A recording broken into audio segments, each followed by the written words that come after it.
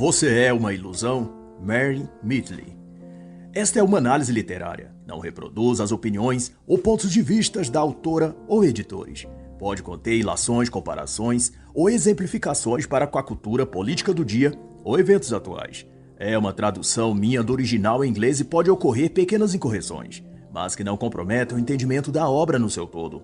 A autora foi filósofa e professora britânica. Escreveu inúmeras obras no campo da ética, da ciência, da moral, da filosofia antiga e dos direitos dos animais. Ela se tornou um ícone e referência quando se trata de filosofia moral. E o brilhantismo dela também está em que ela começou sua carreira como escritora aos 50 anos de idade e produziu mais de 15 obras e mais de 100 artigos. Ela faleceu em 2018 aos 99 anos.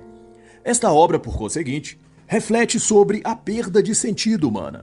O desarranjo interior que mais e mais as pessoas sentem à medida que adentram na modernidade e aderem seus conteúdos e conceitos.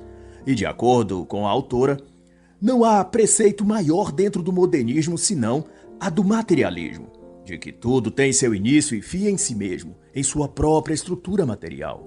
E isso vale para as coisas tanto quanto para as pessoas. Mas o que se pode gerar disso senão a pura desordem? Pois é a partir disso que aparecem ideias de que o eu, ou a essência da pessoa, também é um construto material ou imaginativo, e que, como a sua matéria corporal, também irá se dissipar ou diluir tão logo seu corpo mortal desfaleça. Isso resume, então, a vida a um mero e impessoal processo químico, biológico, técnico e passageiro, perdendo-se com isso a beleza e o propósito do próprio existir. Esse é o elemento central naquilo que chamam de modernidade, diz a autora. E para ela, Mary Midley, estamos nos perdendo quanto mais seguimos por esse caminho, pois ao fim dele está o absoluto nada, o vazio de se crer que não há um eu, de que tudo nesse aspecto, nossos sentimentos, sensações e percepções mais íntimas em nosso ser, não passa de uma ilusão, de uma miragem autoimposta para projetar uma espécie ou noção de sentido na vida, mas que não passa de um mecanismo de sobrevivência psicológica ou autodefesa psíquica, algo que o cérebro cria para evitar a insanidade. É o equivalente a se pintar um belo quadro de uma paisagem esplêndida, mas que não é real. Fora daquele quadro, a realidade seria, por exemplo, a de um horrível valão com esgoto a céu aberto. Pois é assim que o pensamento moderno vai cavando fundo suas raízes nos solos inférteis da indiferença, do ceticismo cego, da falsa ciência e do vazio existencial. Mas, porém, como vê a autora, isso é contra os instintos básicos humanos, contra todas as suas percepções naturais e por isso lhe fazem mal. O contexto humano, escreve ela, não deve ser visto ou estudado do ponto razão científica apenas, como se para entender o ser humano bastasse prescrever fórmulas, cálculos e encontrar padrões. O indivíduo humano não é um fato pronto. Cada um deles é um ser único e individual, composto de arranjos culturais, morais e de princípios que o faz sentir, pensar e agir de um determinado jeito. E isso se chama personalidade. E não pode ser pensado como um dado objetivo da ciência lógica. É por isso que a mente humana é filosófica. Sua consciência produz emoções antes de produzir argumentos. E isso nos faz sensoriais, ao invés de apenas racionais, como desejam aqueles que esperam que o método científico, a análise e o cálculo sejam as únicas fontes de verdade para os seres humanos. E desse prisma, Midley entende que os seres humanos não somos apenas mero acumulado de partículas, mas uma expressão viva de visões imaginativas que eleva a vida humana a uma consciência de si, e há um sentimento de finalidade que nenhuma outra criatura na natureza terá. O que mostra que o ser humano é uma criatura aprimorada dentre todas as demais formas de vida. Quem não concordaria com isso, porém, é o autor Yuval Harari, que particularmente eu abomino como escritor e pensador. Mas, de todo modo, ele assevera em Homo Deus, uma breve história do amanhã, que a inteligência está se desacoplando da consciência, graças aos algoritmos de inteligência artificial, o que revela e aponta que a inteligência e consciência se diferem e desses a inteligência é mais determinante. E esta discrimina que a vida é apenas processamento de dados. E o que ele parece querer dizer com isso é que em futuro breve a inteligência consciente, algo inerente aos seres humanos, haverá de ser substituída pela inteligência não consciente, mas superior, que, porventura, as máquinas é que terão. E logo se chegará então à conclusão de que aquilo que chamam de consciência humana é que, por todo esse tempo se acreditou que era o que distinguia os humanos dos animais. E os fazia, então, especiais. Mas, na verdade, é nada mais que processos químicos e metabólicos acumulados e aprimorados por anos de evolução genética. Mas nada disso é de se impressionar se levarmos em conta as crenças dele, de Yuval Harari, que conforme ele descreve em outra obra, Sapiens, Uma Breve História da Humanidade, a velha lenda urbana cientificista, que também crê em muitos outros pensadores modernos academicistas, e por aí vai, que, em síntese, resume o ser humano a uma coisa, uma barata evoluída ou um rato aprimorado ou coisa equivalente, um mero fruto do acaso orgânico. Diz essa sua obra que há cerca de 13 bilhões de anos, matéria e energia surgiram. 300 mil anos depois, matéria e energia se aglutinaram e formaram átomos. Esses átomos se combinaram para formar moléculas. E 10 bilhões de anos depois de surgido a matéria e a energia, algumas dessas moléculas, formadas pela união de átomos que surgiram da coesão de matéria e energia, se uniram mais ainda para formar estruturas grandes e complexas, que chamou-se organismos. Outros milhões de anos, a espécie humana teria surgido desse amontoado de moléculas, que eram átomos, que eram matéria mais energia, e que surgiram separadamente depois de uma explosão cósmica no espaço. E depois dessa ladainha, Harari invencionou que, desse jogo de acasos que formou o ser humano, 3 revoluções ocorreram para que a sociedade humana chegasse ao ponto em que está agora: a cognitiva, a agrícola e a científica. E dessa última surgirá, segundo prevê ele, a 4ª revolução, que será a dataísta, que significa a do domínio dos dados, dos algoritmos, e que fará da inteligência artificial, então, o novo Deus da humanidade. Posto isso, então, não é de admirar que os propositores da ciência moderna, a qual Harari e tantos mais são porta-vozes, consideram os seres humanos como meros animais insignificantes, como é o nomeado o primeiro capítulo de livro de Harari. E que quando se parte então da premissa de que o homem se originou de matéria e energia condensada aleatoriamente e ao acaso, tudo o que decorre daí é indiferença e desprezo pela espécie humana. O que diz muito sobre as pessoas que creem assim, visto que esse pensamento decorre da postura do diabo em relação a Deus, do ressentimento dele para com a criação perfeita do Senhor, em cujo o homem e a mulher são símbolos disso, feitos à imagem e semelhança de Deus. Tanto é que o próprio Yuval, mas isso ocorre com vários outros que se pretendem racionais, intelectuais e puramente científicos, depois de venderem a imagem de que são pessoas em busca da verdade apenas, passam em seguida a empreender uma guerra pessoal com Deus ou contra tudo que a Bíblia ou os cristãos tenham dito, escrito ou feito. No caso de Harari, escondido no viés de história e de ciência, ele escalou numa batalha pessoal contra o cristianismo. E isso é visível tanto no teor de seus argumentos quanto nos títulos que ele dá aos capítulos de seus livros, buscando fazer uma antítese ou contraposição de livros ou de ideias de autores cristãos. Por exemplo, o que há de tão bom nos homens, que é uma interrogação em que ele parodia a obra de Dinesh de Souza do livro O que há de tão bom no cristianismo. A Árvore do Conhecimento é também um capítulo da obra Sapiens e que remete à Árvore do Conhecimento do Bem e do Mal, citado na Bíblia. Um dia na vida de Adão e Eva, a Arca de Noé, o Evangelho do Ouro, Deus é um só, a lei da religião, Pax Atômica, fazendo relação com o termo latim Pax Domini, auferido nos textos católicos, não tomarás o nome de Deus em vão, Deus agora serve a nação e por aí vai. E nenhum desses tratam sobre religião especificamente. Só uma forma de expressar rancor contra aquilo que a igreja, a fé, estabeleceram no mundo ocidental. E no ponto que isso converge para o tema que Mary Mittley aborda, é que essa militância enrustida contra as coisas de Deus normalmente se disfarça sob o manto de ciência, como no caso de Yuval Harari. Mas a autora aqui deixa claro que se trata de cientificismo, um tipo também de religião que tanto possui raízes metafísicas quanto possui seu próprio credo, como qualquer outra religião estabelecida. E de acordo com Mary, essa religião disfarçada não tolera concorrência e tenta, portanto, eliminar pensamentos divergentes dela. E se ela exalta a razão como Deus, logo o Deus cristão passa a ser seu rival, e ela então busca destruir a fé nesse Deus que ela julga seu concorrente pelas almas e pelas mentes humanas.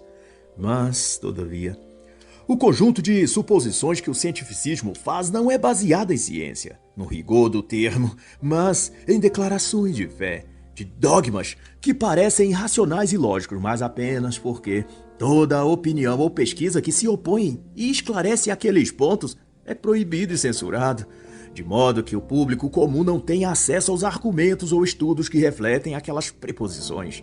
Assim, sem ter oposição às suas teses, ficam parecendo hegemônicas e verdadeiras.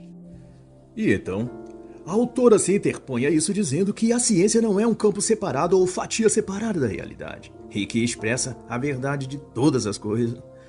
Todas as ciências, diz ela, têm seus diferentes tipos de trabalho, mas que não as isentam cada uma de necessitar de apoio de outras ciências ou esfera do conhecimento para desenvolver melhor determinado conceito.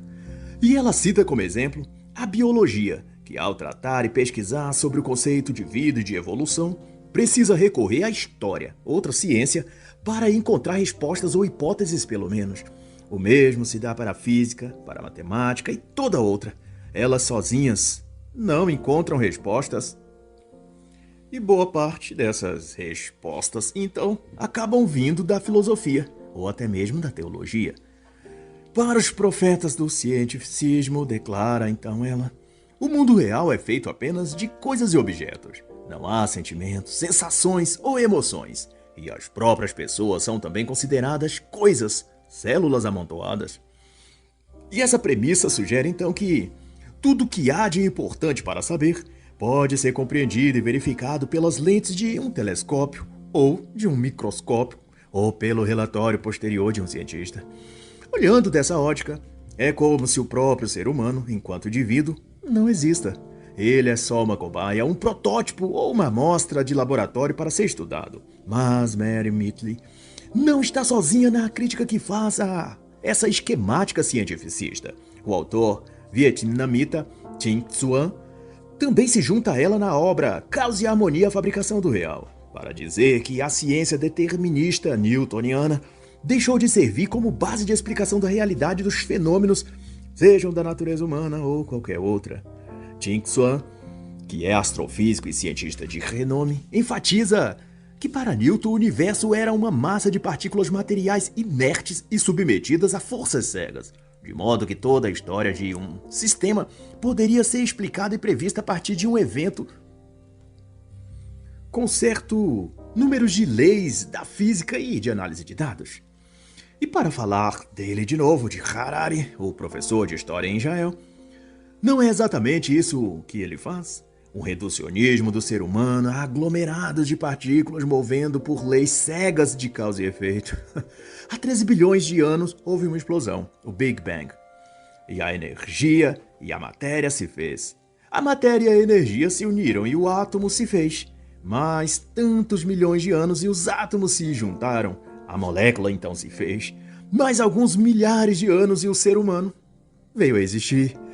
E então a ciência newtoniana, ou harariana, dá ao acaso o poder da vida e da morte e esteriliza qualquer elemento metafísico ou transcendente, reduzindo a criatura humana a um joguete nas mãos da mãe natureza, uma peça irrelevante no xadrez das leis naturais.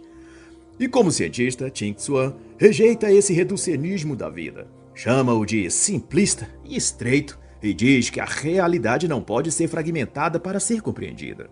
Exatamente a mesma percepção de Mary Mittley de que a biologia, a genética, a geologia ou a física erram se buscam isoladamente compreender os fenômenos da vida e da existência. Cada um desses campos de estudo se completa com outros, e nenhum tem a exclusividade de conhecimento para determinar o que é e o que não é em se tratando dos acontecimentos contingentes e históricos da vida, da natureza humana, da sua origem, do seu progresso e do seu futuro. E enquanto a isso, Mitley vai então dizer que a ciência tende hoje a ser exaltada isoladamente, e qualquer tentativa de relacioná-la com outras atividades, por mais valiosas que sejam, é visto como anticientífico.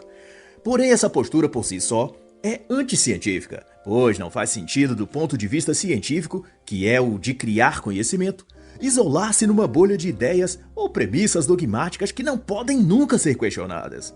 E a autora chama a atenção para o fato de que o isolacionismo da ciência, ou dos cientistas, é fruto da própria modernidade, posto que no passado recente um cientista era também formado e tinha domínio em vários outros saberes, a filosofia, por exemplo. Ele, o cientista, não era apenas um matemático, ou um botânico, ou um químico. O cientista tinha um cabedal de formação que lhe dava o título de filósofo, matemático, astrônomo, químico, e às vezes até de médico concomitantemente. Mas de lá para cá o que houve foi que a ciência foi reduzindo-se a elaborados cada vez mais restritos e específicos, diminuindo a vontade dos próprios fazedores de ciência de querer saber mais do que apenas o seu campo específico de pesquisa, ao limite de se ter chegado, e aqui eu posso falar com base nas experiências que presenciei nos meus anos de universidade, em que engenheiros elétricos conheciam profundamente a teoria de sua área e eram capazes de cálculos elaborados e de interpretar um esquema elétrico numa planilha ou planta de construção com invejável desenvoltura, mas não sabiam transferir conhecimentos básicos do seu campo para a prática. Um simples eletricista nível A era capaz de superá-lo dentro de um canteiro de obras. Ou um engenheiro agrônomo, que era chefe do setor de pesquisas em que eu estudava na Universidade Federal, e embora fosse capaz de identificar as camadas do solo e os tipos de composições rochosas, como demonstrou várias vezes a nós alunos na época, ele nunca conseguiu sequer fazer prosperar um canteiro de cebolinha verde e coentro. Tudo que ele colocava as mãos na horta experimental da faculdade morria. A horta, com alfaces, couves, pimentões e temperos verdes, eram cuidadas por seu Zé, funcionário com a 4ª série fundamental, que não tinha nenhum conhecimento técnico, mas que, como diz Dona Maria, minha mãe, tinha o dedo verde. E o mesmo eu posso dizer para vários outros perfis profissionais e científicos. O reducionismo na forma de se obter e depois de reproduzir o conhecimento ficou restringido a uma teoria específica e limitada, sem que o quadro geral em que aquela área ou aquele saber teórico se encaixa ficou perdido. Cada parte da ciência foi isolada e subsiste em si mesma, como um circuito fechado que se retroalimenta sem expandir ou interagir com nada mais. Vale, então, citar os doutores e PhDs Kelvin Merst e a professora Tracy J. Thornton, no concernente a que mencionam, curiosamente, a própria autora aqui, Mary Mitley, e vão dizer em sua obra Religião e Transhumanismo o futuro desconhecido do aprimoramento humano, seguindo o mesmo raciocínio da professora Mitley, de que a ciência moderna não é o oposto dos mitos. A ciência se faz um mito tecnológico no momento em que cria e estabelece padrões e redes de símbolos os quais todos devem se apegar e crer sem questionar. Para esses autores, a reivindicação que a tecnociência faz, ou a ciência moderna, de ser a portadora exclusiva da verdade objetiva, na realidade, advém da falta cada vez maior de conhecimento a que a ciência ou os próprios cientistas submetem a si mesmos, e que é característico de uma época em que todos são produtores de conteúdo ou criadores de alguma coisa. Todos vão para a internet e se sentem aptos a opinar sobre tudo, a determinar se algo é verdade ou não, se é correto ou não, se deve permanecer naquele espaço ou não. Todo mundo é juiz e detentor da verdade, e todo mundo tem a dizer algo sobre tudo, principalmente sobre o que eles não sabem. E de volta, então, às considerações de Mitley, ela delibera que o conhecimento científico é gradual. A tese estabelecida e revolucionária de ontem pode se tornar risível depois das descobertas de hoje. De assim que a ciência não deve excluir o paradigma da possibilidade das suas formulações. E é por isso que estabelecer dogmas inquestionáveis não é por si mesmo compatível com o método científico. E o que pensar, então, nesse ajustamento que alguns setores da ciência fazem de encaixar os seres humanos numa assertiva de que ele é obra do acaso, resultado de um mundo submetido à matéria e à energia que lhe deram origem. E tudo, claro, surgidos do acaso. Mas seria possível que essa resposta fosse uma maneira arrogante da ciência tentar obstruir toda outra fonte de conhecimento? De tentar ela fornecer todas as respostas e não deixar que nenhum outro saber explique qualquer coisa? E a autora bem salienta então que dizer que tudo veio do acaso é também assumir que a inteligência humana e a consciência são meros acidentes de percurso. Isso é, a inteligibilidade, a capacidade de compreender algo é puramente acidental. Mas como poderia um acidente ter consciência de si? Como poderia, em que momento, algo surgido ao acaso, tomar consciência de si mesmo e do acaso que o gerou? Em que momento a consciência surgiu e por que ela surgiu? Se o processo evolutivo domina tudo, qual a necessidade da consciência existir? Como matéria e energia, que originaram os seres humanos e tudo mais, se tornaram algo que não é material, como a consciência e a inteligência? Se toda a concepção materialista e darwinista estivesse certa, era para a matéria reproduzir matéria. Consciência e autodeterminação não podem ser geradas de átomos e moléculas que são elementos materiais delimitados. O material gerar o imaterial é algo que carece de explicações e de demonstrações empíricas, como a ciência gosta de alegar que é o seu método de produzir conhecimento. E é para fugir dessas perguntas que parte dos cientistas e acadêmicos materialistas, ou darwinianos, apelam para a fuga psicológica de conjecturar que a consciência é mera ilusão. O eu, a alma, ou qualquer que seja o nome que se dê, não existe. É uma criação psicológica como reflexo intuitivo do instinto de autossobrevivência. Todavia, essa conclusão não foi tirada de nenhum experimento empírico. É apenas uma afirmação que, para fazê-la e se chegar a ela, foi preciso justamente usar a consciência, pois sem essa, a mente sequer existiria no sentido de produzir juízos e julgamentos sobre os próprios atos, pensamentos e palavras.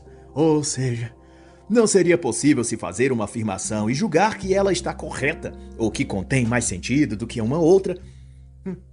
Para se chegar a essa distinção, seria preciso ter consciência de si e das coisas. E isso por si mesmo prova que é uma falácia, que a consciência é só uma ilusão. E Mary Mitchell enseja ainda que esses questionamentos não têm a ver com posições religiosas e nem sequer com o conceito de criacionismo, pois mesmo a autora definitivamente não era religiosa e nem criacionista. Mas como ela pondera, essas dúvidas surgem porque o ponto de vista evolutivo a partir desse prisma materialista, conforme adotado pela ciência moderna, possui muitas lacunas e pontos obscuros. Há cerca de 3 séculos, quando surgiu essas teorias, diz a autora, muitas coisas mudaram, enquanto que o conceito do materialismo permaneceu inalterado. Porém, do século XVIII para cá, a tese evolucionista, como concebida originalmente, não atende o que a própria ciência descobriu desde então. Isso perpassa pela mecânica quântica, pela cosmologia, pela astrologia e pelas próprias física, sendo esta expandida para o campo da física quântica. E goste ou não os evolucionistas e materialistas clássicos, com todas essas pontas soltas na teoria da origem da vida, a partir de uma sopa primordial, isso só dá margem para que se preencha esses espaços sem resposta com hipóteses de que alguém interferiu no processo. Ou o Deus Criador, ou uma raça alienígena altamente tecnológica. Mas alguém ou alguma coisa aconteceu para que o projeto humano fosse possível do modo como temos agora. Em síntese, a consciência não pode ser fruto de um mingau inconsciente. Nas palavras da própria autora. Por outro lado, o que tudo indica é que a consciência veio a exigir para que o ser humano desfrutasse de tudo que o mundo e a natureza fornece e põe à sua disposição. Por exemplo, os animais na natureza possuem um campo de ação limitado, por ser instinto de existência natural. Eles, portanto, se restringem a comer, repousar e procriar, porque não possuem a consciência além do instinto. Os seres humanos, por outro lado, fazem essas coisas, comer, repousar e reproduzir, mas são capazes de buscar e de criar para si outras formas de prazeres e de interação com o mundo ao seu redor e uns para com os outros. Os animais, por natureza, quando se associam, o fazem também por instinto de sobrevivência ou por razões dessas três finalidades: comer, repousar com segurança e procriar com eficácia sua espécie ou seu clã. E tanto que a regra geral, as associações entre animais, são entre espécies iguais ou, ainda mais restrito, a uma mesma família ou parentela. Espécies diferentes não se unem para estabelecer comunidades autossuficientes ou sustentáveis, não ao menos voluntariamente, pois um devoraria o outro, porque essa é a lei natural que os animais seguem por instinto.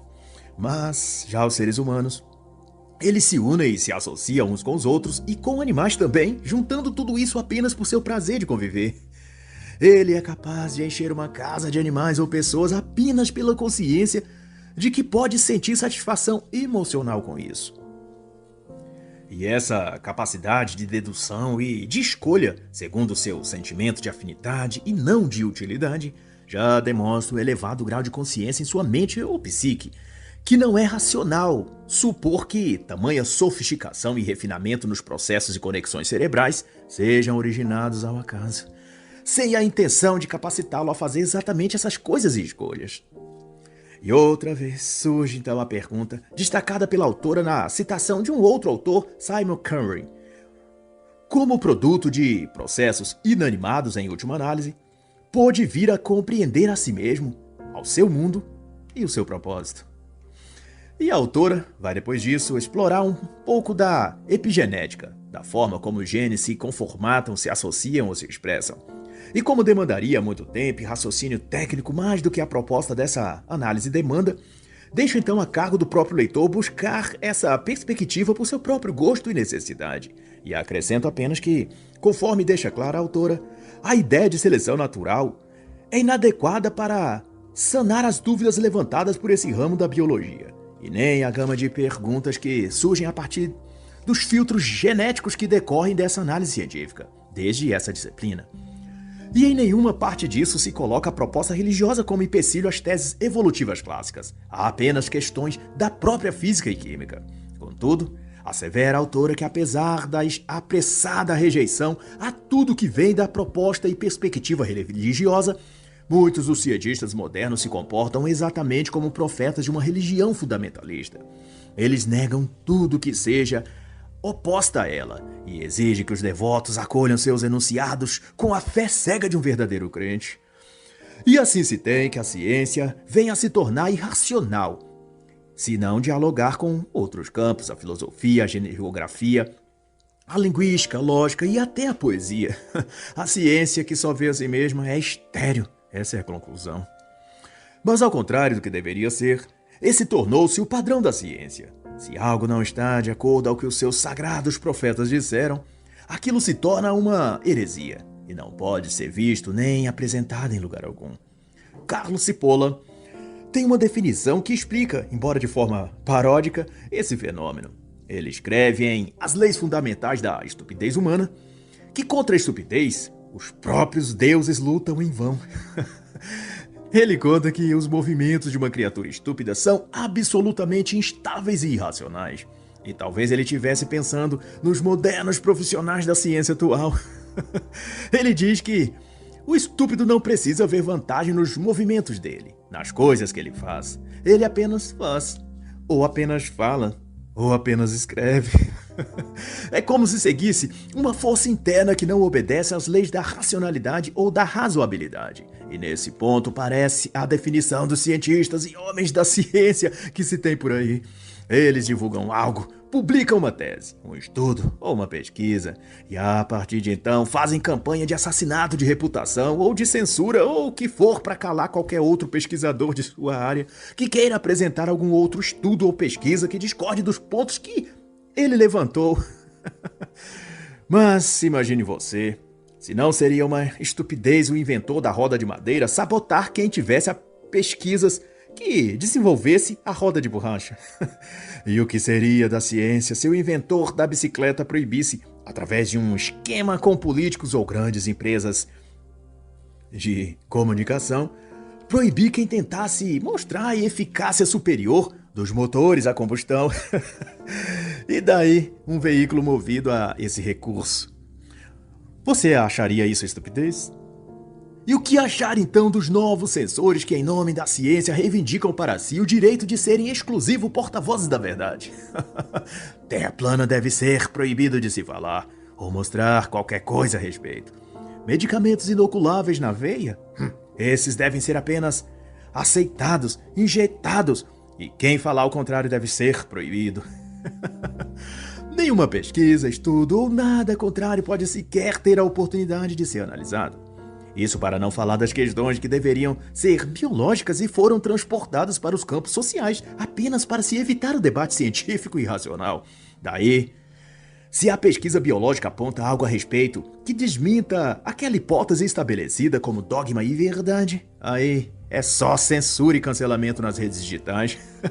Pois a verdade não é o que a ciência real demonstra, mas o que um conjunto de ativistas dos direitos das minorias determinam que seja. E como mais sobre isso não pode ser dito sem comprometer a própria integridade física da pessoa ou financeira? Eu deixo para os bons entendedores a recomendação do livro Preso no Corpo Errado, a ideologia de gênero perante a ciência e a filosofia, de Pablo Munhoz e Turrieta. Mas, prosseguindo o raciocínio, Mary Mitchell faz a constatação de que a ciência está mudando para pior. Esta que foi um pilar da vida, nos dando os fatos sobre os quais construímos a nossa existência enquanto espécie humana. Essa tem sido transformada no inimigo mordaz, alienando a nossa mente sem querer permitir que nada mais seja discutido ou colocado em debate, a não ser um pequeno número de temas que um punhado de deuses da verdade suprema escolheram e permitiram que tenhamos acesso. Os debates, os confrontos, os embates entre lados opostos sobre os mesmos tópicos e assuntos que enriqueciam nossa capacidade de pensar foram extintos do espaço público. Nada é permitido se não estiver contido na lista de assuntos liberados que um grupo seleto de arcanjos e querubins da classe científica determinaram que assim fosse. Desde que a ciência divulgou que a religião era uma ilusão, um ópio ou desnecessária ultrapassada, a própria ciência quis se colocar como alternativa religiosa para as massas. E o que restou desde então, diz a autora, foi uma atitude anti-humana, partindo dessa nova religião cientificada. A alegação de que tudo o que há em nossa vida, nossas convicções, adesões culturais, filosofias, crenças ou patrimônio moral ou mesmo intelectual, que não esteja alinhado ao que esse grupo de notáveis iluminados da ciência diz, publica e aparece na TV ou nos fóruns da ONU para classificar como verdade, tudo deve ser abolido. Devemos jogar fora e abraçar apenas e somente as convicções ideológicas que essa equipe de iluminados nos outorgam. O que houve com a ciência para que se tornasse assim? Pergunta em desabafo a autora. E para onde vai essa nova ciência? A autora é sucinta ao dizer: o caminho do cientificismo é a negação total. A negação de tudo, a imersão no niilismo. Se antes ela ridicularizou a religião e a fé cristã ao questionar: você acredita em Deus? E em resposta oferecer deboche e sarcasmo, pois o novo estágio dela é avançar para uma negação ainda mais imoral e perniciosa, perguntando, com o mesmo sarcasmo: você acredita em si mesmo? E também oferecendo deboche como resposta àqueles que tentarem articular sobre a questão. Pois nem a filosofia, nem a teologia poderão ser usadas para elaborar o raciocínio desse tema. E nem mesmo as ciências biológicas ou genéticas serão muito menos aceitas. A única resposta a ser considerada válida e, portanto, prontamente aceita é o olhar superficial de superioridade acompanhado de uma infertilizante frase lacradora: não negue a ciência, não seja um negacionista. E a coisa mais triste nesse tipo de afirmação é que, no fundo, ela quer dizer que não somos nada e que não temos direito a uma opinião. Que tudo o que devemos fazer é repetir como papagaios de pirata aquilo que o mestre mandou dizer. E o mestre nesse caso são os cientistas e os chamados especialistas que nos fornecem através da mídia as opiniões já prontas, para que ninguém tenha o trabalho de pensar e raciocinar. E cada pacote de opiniões vem com sua própria frase lacradora, que em síntese é alguma coisa muito repetida na internet ou na televisão, acrescido no final as palavras negacionista, terraplanista, anti-ciência, anti-vacina, bolsonarista, exclusivo para os habitantes do país Brasil. E por assim em diante. E para Mary, a tentativa dessa nova ciência é negar qualquer outra verdade fora dela. Aquilo que não passa pelo seu crivo ou selo de recomendação deve ser classificado como um ismo. Negacionismo, terraplanismo, patriarcalismo e por assim. Todas as coisas reais no mundo, para usar os termos da autora, são as que são reveladas pelas ciências físicas. Fora delas, não há salvação. Contudo, esse tipo de postura não é ciência, é uma crença. É um comportamento religioso. E para pertencer a essa religião, você precisa renunciar a todos os outros deuses. E isso quer dizer abandonar todas as outras opiniões, incluindo as suas próprias. Tudo que você pensa sobre qualquer coisa importante deve ser dispensado e substituído por algum axioma da ciência moderna.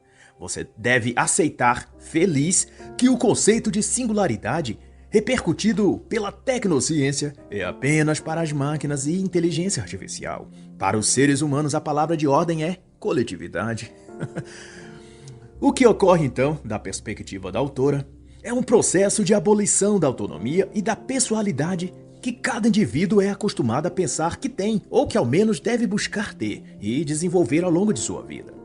E isso se refere, acima de tudo, a assumir uma postura mental passiva diante das coisas importantes que demandam dele uma opinião ou escolha de lado.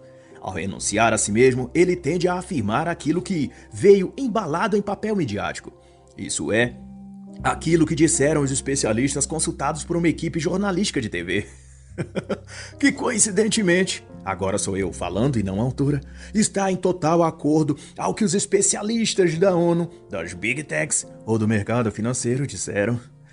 E essa é a definição precisa e clara do que é não ter autonomia, não ter ideias próprias, não ter opiniões pessoais. Tudo que devemos pensar e dizer vem num pacote fechado enviado de alguma Big Tech, ONG ou setor da ONU. E todo raciocínio divergente passa a ser negacionismo, e os seus divulgadores rotulados de anticientíficos e prontamente proibidos de se manifestar nas redes sociais ou nas escolas se ele for um professor, e em todo outro lugar. Estamos sendo levados a pensar, sentir e agir em grupo, em bando, como peixes em cardume ou ovelhas no pasto. E querem chamar isso de pensamento científico, ou, na palavra que virou moda durante a pandemia, consenso científico. Mas o que de fato e concretamente é uma ilusão elaborada. E ela pretende repudiar a verdade e a substância das coisas, implantar uma visão de mundo sutilmente enganadora, mas que no devido tempo, o pequeno desvio no curso levará a um destino fatal de erro no percurso. E esse é o lugar no futuro onde seres humanos agem como robôs, e os robôs pensam e agem como humanos. E essa é talvez a definição mais autêntica do que é inversão existencial. Ou se você quiser um termo mais simples, chame-o apenas de a grande ilusão. Ou melhor, olhe para si mesmo e pergunte-se, você é uma ilusão? E assim está escrito. Eis que faço novas todas as coisas, e já saem à luz. Porventura não as percebeis? Eis que porei um caminho no deserto e rios em lugares desabitados. Isaías 43, 18 e 19. E assim encerra a análise da obra Você é uma Ilusão, de Mary Midley.